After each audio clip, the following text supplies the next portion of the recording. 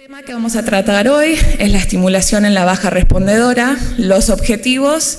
Primero, definir la enfermedad, para que todos estemos hablando de lo mismo. Segundo, un repaso de los tratamientos estándar y donde vamos a enfocar la mayor cantidad del tiempo es en las novedades de los tratamientos. Y no tengo ningún conflicto de interés que reportar.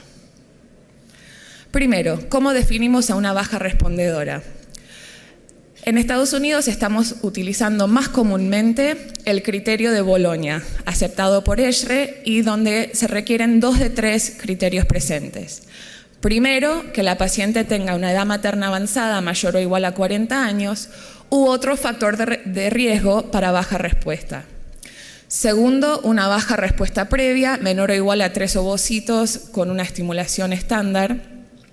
Y tercero, un marcador de la reserva ovárica anormal, ya sea un conteo folicular antral menor a 5 a 7 o una hormona antimuleriana menor a 1. Como mencionó el doctor en su primera charla, estos son los 2 marcadores que estamos utilizando mayoritariamente para predecir la respuesta de la paciente. Aquí les doy un pantallazo de lo que vamos a estar hablando en el día de hoy y esta diapositiva vuelve a aparecer 2 a 3 veces más. A modo de repaso, y los protocolos que se han utilizado históricamente, es el Lupron largo. El Lupron largo para la paciente de baja respuesta a veces puede ser demasiado supresor. Entonces, bajar la dosis de Lupron o quitarlo del todo a veces puede ayudar a la paciente. Segundo, la adición de LH o HMG, en el caso nuestro en Estados Unidos, que es lo que más estamos trabajando. Tercero, el uso de un antagonista que se ha visto que tiene un efecto menos supresor para la paciente de baja respuesta. Y por último, utilizar dosis máximas de gonadotrofinas. Nosotros en Estados Unidos típicamente estamos utilizando dosis máximas de 450 unidades en una proporción mixta equivalente de FSH recombinante y HMG. En mi fellow utilizábamos dosis máximas de 600 en la Universidad de Connecticut, pero realmente se vio que más de 450 no producía resultados significativamente diferentes, pero sí le agregaba mayor costo a la paciente. Espero que eso ha sido a modo de repaso y ahora pasamos a la mayor cantidad de la charla de hoy. Vamos a hablar del Lupron en microdosis, estimulación FLAIR, todos los protocolos de priming, que se usa estrógeno, más recientemente progesterona, testosterona, inhibidores de la aromatasa y el antagonista.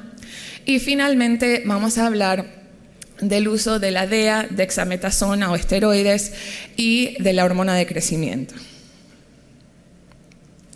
Entonces, el Lupron en microdosis no es nuevo. Fue primeramente descrito por Schoolcraft y Surrey a fines de los 90, estimulación FLAIR utilizando pastillas anticonceptivas previas.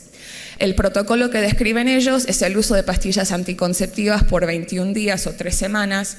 Hemos visto desde entonces que menos días igual logra la misma supresión. Nosotros típicamente estamos utilizando 8 a 10 días, más que nada 10 días como mínimo. Y 3 días después de la última pastilla, empezamos con el Lupron en microdosis, 40 microgramos subcutáneos 2 veces al día, autoadministrada de manera subcutánea por la paciente. Para los que le interesa, el agonista fue diluido bajo condiciones estériles en una concentración de 20 microgramos por 0.1 mililitro. Y al segundo día del comienzo del agonista en microdosis, se comienza con las gonadotrofinas en altas dosis, como mencionamos antes. Lo que demostramos es que el Lupron en microdosis con estimulación FLAIR resulta en mejor respuesta ovárica comparada con el Lupron largo y con los protocolos de FLAIR estándar. El pretratamiento con pastillas anticonceptivas se utiliza para evitar el aumento folicular de LH, andrógenos y progesterona.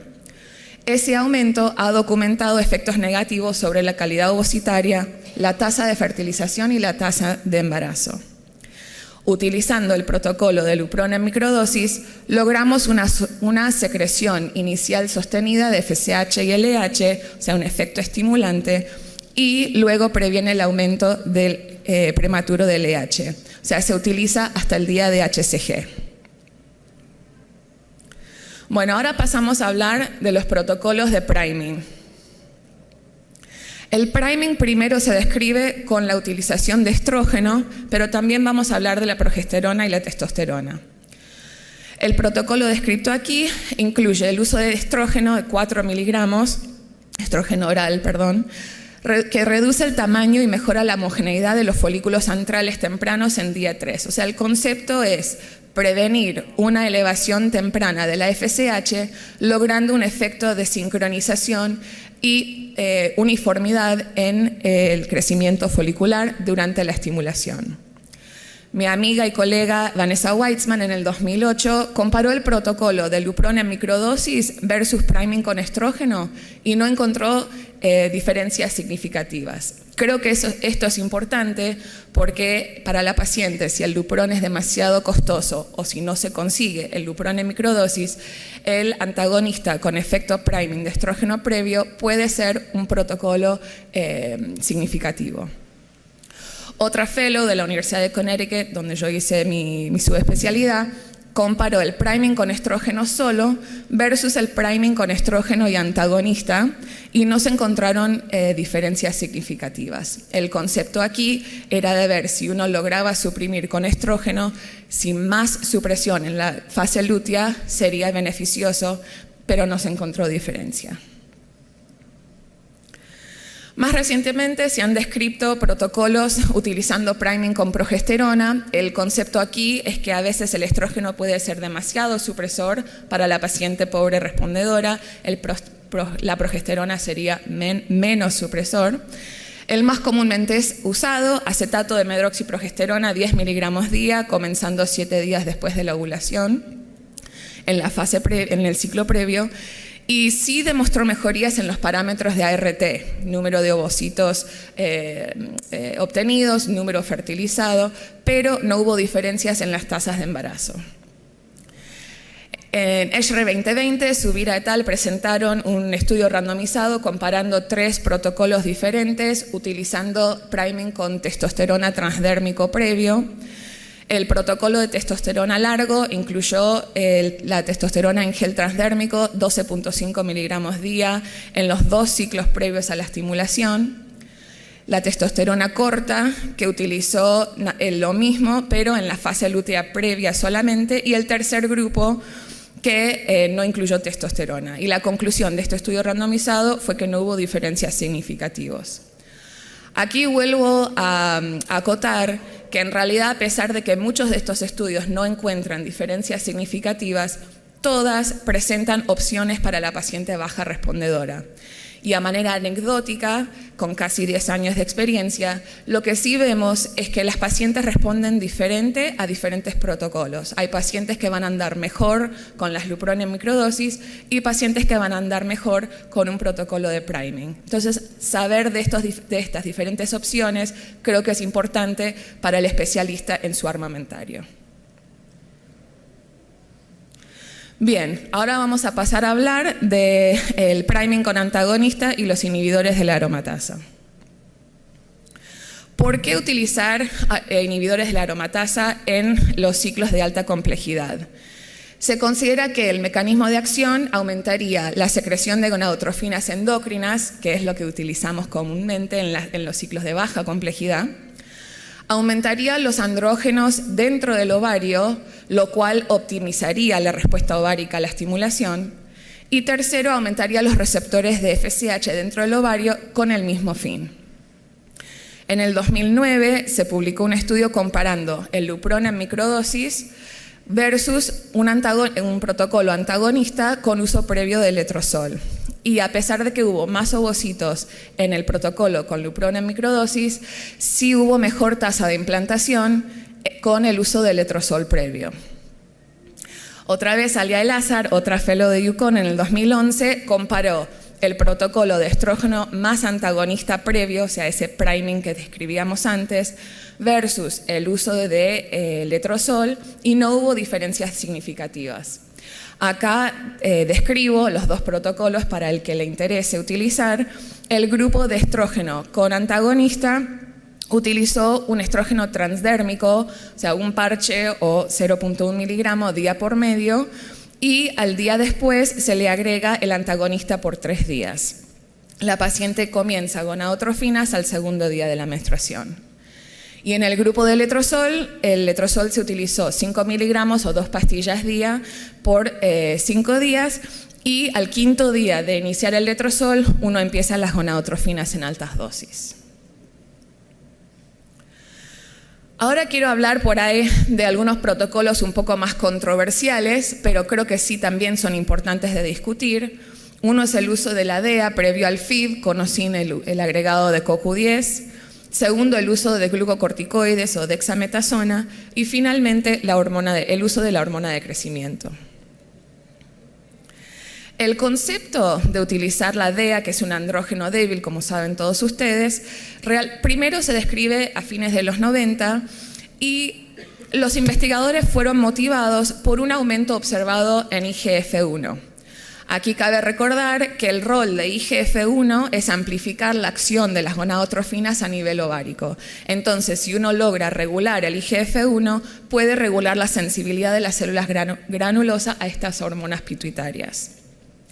El protocolo o cómo se describe el uso de la DEA es 90 miligramos diario por un promedio de 3 meses antes del ciclo de ART planeado. En el 2017 hubo un metaanálisis publicado incluyendo 9 estudios, dentro de ellos 4 estudios randomizados, donde la conclusión fue que la tasa de embarazo clínico aumentó significativamente en las pacientes de baja respuesta que utilizaron DEA previo a su ciclo de FIV. Creo que aquí vale la pena hacer algunas menciones. Primero, que la DEA es un suplemento, no está regulado, por lo menos en Estados Unidos, por la FDA, con lo cual no todos los suplementos son producidos iguales, ¿no? Realmente depende de dónde uno lo esté o de qué compañía esté comprando. Segundo, que desde ese metaanálisis en el 2017, en los últimos 6 años, han salido otras publicaciones que debaten si realmente hay beneficio con la DEA. Pero para nosotros, en nuestra práctica, vemos que es de bajo costo relativo para la paciente, que se tolera bien por la paciente, entonces, ¿por qué no? Si puede agregar beneficio. Pasando a hablar de los glucocorticoides un poquito como un agregado conjunto a la estimulación. El mecanismo potencial, ¿por qué el glucocorticoide sería beneficioso?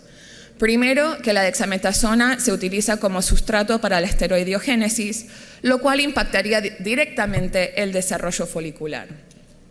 De manera indirecta, vemos que puede aumentar los niveles circulantes de hormona de crecimiento e IGF-1 y como consecuencia aumentar las concentraciones de IGF-1 a nivel folicular, optimizando la respuesta ovárica a las gonadotrofinas. Pero los resultados han sido mixtos. Se observó en algunos estudios una tasa de embarazo más alta, una mejoría en la respuesta ovárica con una reducción en la tasa de cancelación, y otros han demostrado que no hay beneficio significativo. En conclusión, la eficacia del uso de glucocorticoides en mujeres realizando una estimulación ovárica para FIV no está claro por 2 razones. Primero, el protocolo de esteroide utilizado y segundo, los bajos números de estudios realizados. En Estados Unidos, en los últimos 5 años, ha tenido su auge la hormona de crecimiento. Pensando en el mecanismo de acción, la hormona de crecimiento estimula la proliferación de las células granulosas y la respuesta ovárica FSH a través de síntesis de IGF-1. Los niveles altos de hormona de crecimiento intrafolicular han sido directamente correlacionados con la competencia del ovocito y del embrión.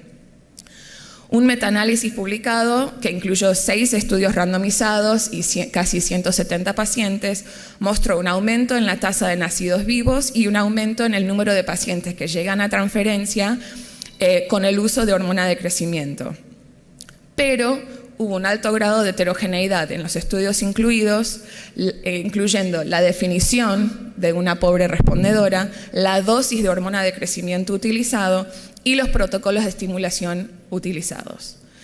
Si uno tiene interés en usar la hormona de crecimiento, recomiendo el protocolo que describe Schoolcraft, que es 1.4 miligramos diarios desde el primer día de estimulación hasta el día de HCG. 2 problemas que tenemos en Estados Unidos. Primero es costo. La paciente, muchas son de pago particular y agregar más costo a veces no es favorable o no es preferido, y cada vial le sale a la paciente hasta $800, requiriendo por lo menos 2 viales para una estimulación. Y el segundo problema es que en los últimos años la FDA sacó una precaución que cualquier médico que esté utilizando la hormona de crecimiento fuera de la indicación de la FDA, que sería en este caso, puede ser sujeto a investigación y multa. Con lo cual, muchos médicos especialistas en Estados Unidos en los últimos 2 o 3 años lo han dejado de utilizar. Bien, entonces, repasando lo que hemos hablado hoy. Primero, los protocolos tradicionales. Si se usa el Lupron largo, disminuir la dosis o quitar el Lupron del todo. La incorporación de un antagonista que tiene un efecto menos supresor que el Lupron largo. La adición de LH o HMG y el usar dosis máximas de las gonadotrofinas, que nosotros utilizamos 450 en una proporción 1:1. O sea, 2,25, 2,25. Hoy también hemos hablado del Lupron en microdosis en estimulación FLAIR, que si lo vamos a utilizar es imprescindible utilizar el uso previo de pastillas anticonceptivas. Los protocolos de priming, que son una muy buena alternativa al Lupron en microdosis, ya sea con estrógeno, que por ahí es el más estudiado, progesterona, testosterona, inhibidores de la aromatasa y el antagonista. Y también hemos hablado de protocolos por ahí más controversiales que aumentan la sensibilidad folicular a FSH, que sería la DEA previo al FIB por 3 meses y lo vamos a usar, esteroides como la dexametasona 0,5 miligramos diarios o la hormona de crecimiento. Concluyendo, espero que el tiempo haya estado bien, entre los protocolos de agonista de GnRH, el Lupron en microdosis con uso previo de pastillas anticonceptivas parece ser más efectivo que la estimulación larga de Lupron tradicional. Lo que no está claro es si el Lupron en microdosis es más efectivo que el uso de antagonistas, en particular con estos protocolos de priming. Y los diferentes protocolos de priming no parecen arrojar diferencias significativas. La hormona de crecimiento parece mejorar los resultados, aunque la paciente ideal no ha sido definida y tiene esos problemas que mencioné antes. Y hago un último comentario del Duostim, que bueno, ya lo mencionó el doctor en su charla, que es la estimulación en la fase lútea y en la fase folicular y la fase lútea, comenzando la segunda estimulación 5 días después de la primera aspiración. Y lo que se vio es que estas 2 estimulaciones resultan en una tasa de formación de blastocitos similares. Entonces, para la paciente de baja respuesta, es una opción para maximizar la cantidad de blastocitos obtenidos en un mes o un ciclo menstrual. Y me han dicho que las preguntas van a ser al final, así que espero que les haya gustado la charla y dejo el lugar al próximo conferencista.